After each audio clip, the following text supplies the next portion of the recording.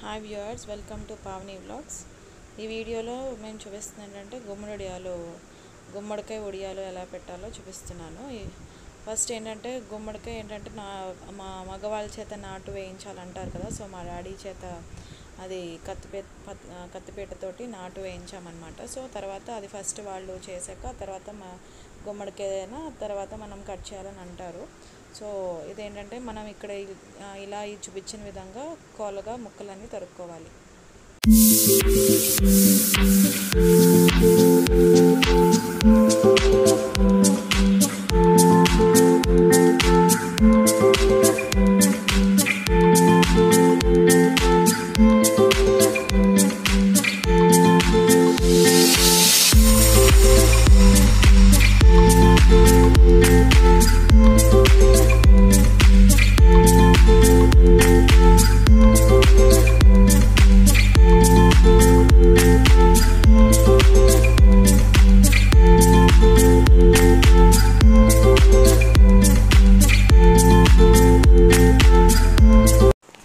So ముక్కలన్నీ తరిగేసుకున్నాక ఒక cotton శారీలో కానీ అలాగ ఒక కాటన్ శారీలో ఏంటంటే ఉప్పు పసుపు వేసి ఇలాగ గట్టిగా ఒక మూటలో మొత్తం అన్ని ముక్కలు దగ్గరగా పెట్టి అవన్నీ కాటన్ శారీ తోటి మొత్తం 4 పక్కల పసుపు ఉప్పు వేసి మూట కట్టేయాలన్నమాట. గట్టిగా మూట కట్టేస్తే అందులో ఉన్న నీరంతా వచ్చేస్తుంది.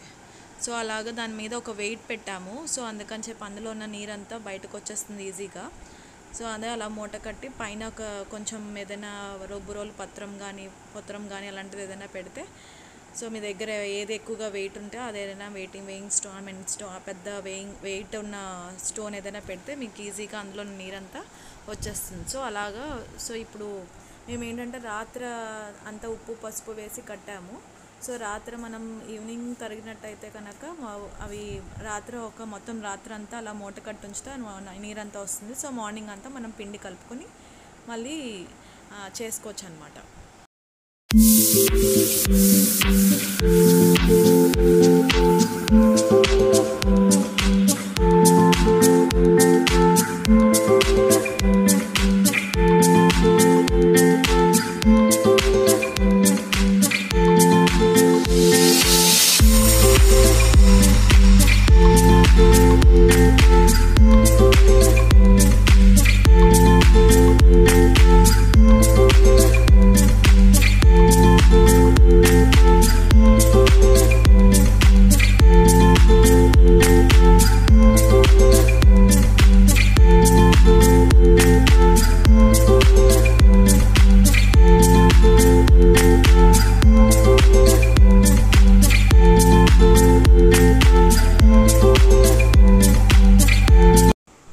సో ముక్కలో ఉన్న మొత్తం గుమ్మడికాయ ముక్కల్లో ఉన్న నీరంతా బయటకు వచ్చింది. చూసారా, అవన్నీ ఆ ముక్కలన్నీ కొంచెం డ్రైగా అనిపిస్తున్నాయి మనకి. సో నీరంతా బయటకు వచ్చింది అనమాట.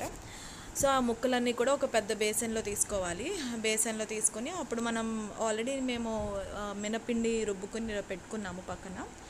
సో ఈ ముక్కల్లో ఏంటంటే మినపిండి ప్లస్ మనం పచ్చిమిర్చి కలుపుతామన్నమాట. ఆ పిండిలోనే కలిపింది మనకి కాదు. ఇక్కడ నేను ఒక గ్లాస్ మినపప్పు తీసుకున్నాము. సో ఒక గ్లాస్ మినపప్పుకి రుబ్బి పెట్టుకుని ఆ తర్వాత పచ్చిమిర్చికి కారానికి తగినట్టుగా మనం తినే కారాన్ని బట్టి మనం వేసుకోవచ్చు. సో ఇవేంటంటే ఒక 10 పచ్చిమిరపకాయలు కన్నా ఎక్కువే ఉంటాయి. సో మీరు ఎంత కారం కావాలో మా కారం తినే బట్టి మనం పచ్చిమిర్చి కూడా వేసుకోవాలన్నమాట. సో ఒక గ్లాస్ మినపప్పుకి ఇన్ని మిరపకాయలు వేసుకోవచ్చు.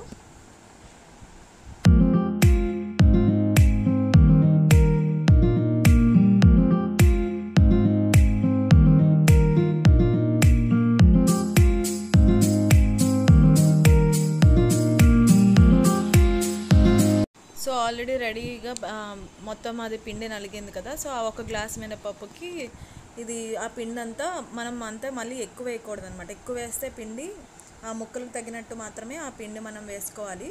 కొంచెం ఉండ కడుతుందా లేదా అని చెప్పని చూసుకుంటూ మనం పిండి కలుపుకుంటూ మనం చూసుకోవాలన్నమాట. సో అవి ఏంటంటే ఆ మినప్పిండి ఒక గ్లాస్ చాలు రుబ్బుకోవాలి. కాకపోతే ఆ ఒక గ్లాస్లో కూడా మనం అంతా వేయక్కర్లేదు. సో మనం కన్సిస్టెన్సీ బట్టి మనం కలుపుకుంటూ ఉండవుతుందా లేదా ఆ పిండి ముక్కలు ప్లస్ పచ్చిమిర్చి ముద్ద 3 కలిపి కొంచెం కావాలని ఇంగువ అది వేసుకోవచ్చు, బాగుంటుంది టేస్ట్కి.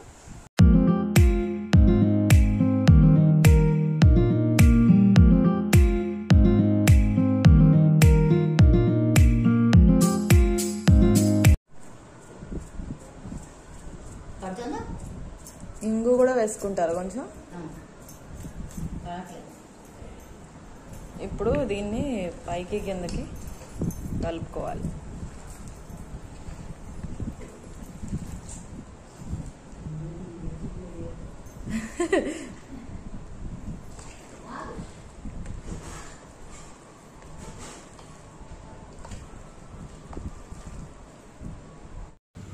సో ఇలా చూపించిన విధంగా పిండి ముక్కలు రెండు కలిపి ఇలా పైకి కిందకి మొత్తం అంతా కలిసేటట్టు కలుపుకోవాలి.